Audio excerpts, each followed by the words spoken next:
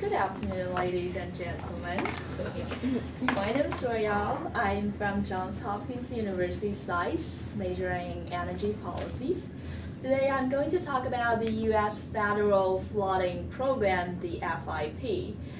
Well, first of all, we will start with a nutshell of how insurance works, and then what is the original intention of the FIP, and what is the unintended consequence of the FIP, and any policy lessons for future policymakers like you.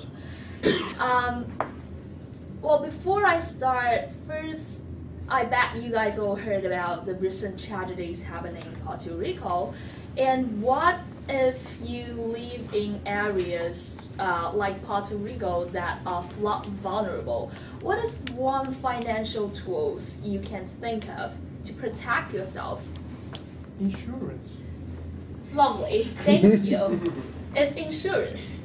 Unfortunately, you would find very few insurance companies offering flood insurance products at affordable prices for people living in flood vulnerable areas.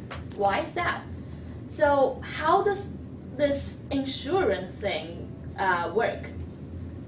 Well, for example, if one insurance company writes out 1,000 policies for people in 1,000 insurance policies on car accidents for people in a community, one is that the probabilities of people suffering from car accidents are low, and two is that if I unfortunately suffer from a car accident, the probability that all my neighbors, all the rest 999 of my neighbors or the citizens in the community suffer from car accidents are virtually impossible. That being said, the insurance company could offset its payout to me by the premium collected from other citizens or other of its clients.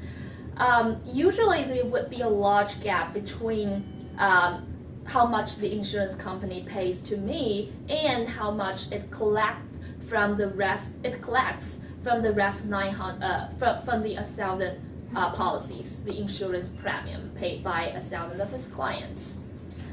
So that is how insurance company makes money. And think about the flood insurance.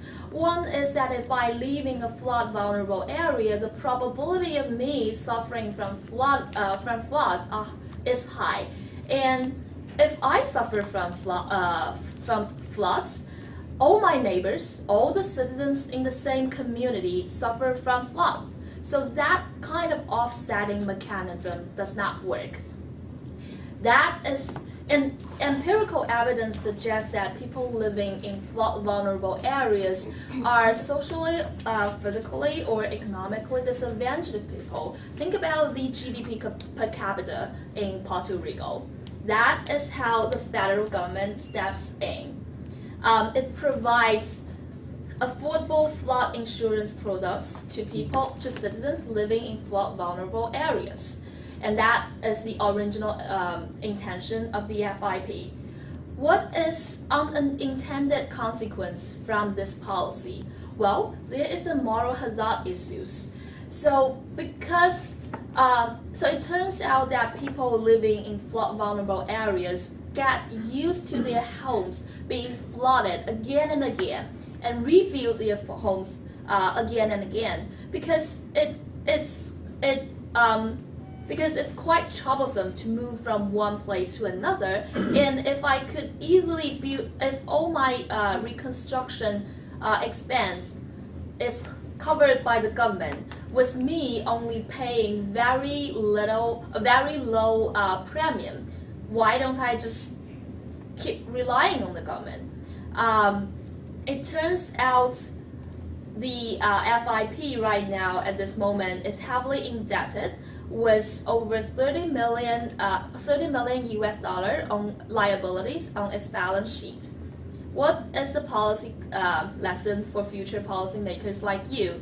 Well, when we try to do public goods for people, we need to carefully benefit the unintended and intended consequence consequences of a policy. That's it. Thank you for listening. Questions, comments? I have a question. What do you think the disadvantages for this policy, governmental insurance, except for, in addition to the huge in debt? I think the huge debt is a problem because think about who is going to pay for the 30 million debt accumulated on the government's balance sheet. It's going to be all the taxpayers. So that's kind of a problem. What else? What else? Also, it turns out, 90% of 80 to 90% of the claims comes from a small proportion of not vulnerable households, meaning that there is a serious issue of moral hazard that is not it does not have a broadened coverage basis as the policy intends to have. Instead, it just keeps protecting a very small group of people who see this moral hazard issue and keep using this kind of government money. Yeah. Cool. Thank you.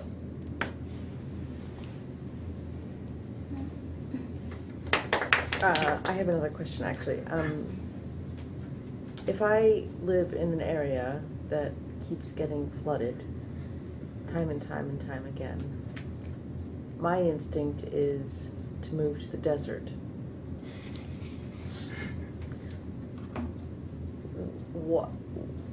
What are these people thinking? Well, it turns out you are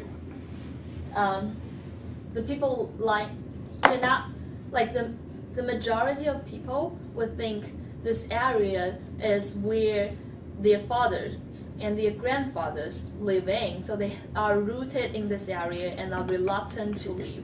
And also because of their houses are not modern apartments that take some time to build, it's going to be pretty quick to rebuild their houses. So if I want to live in the community where I have roots in, and also it's easy to rebuild my houses with virtually no expense at a short time, within a short time period, I would like to stay in this neighborhood that I am familiar with instead of moving to somewhere else, which I need to consider a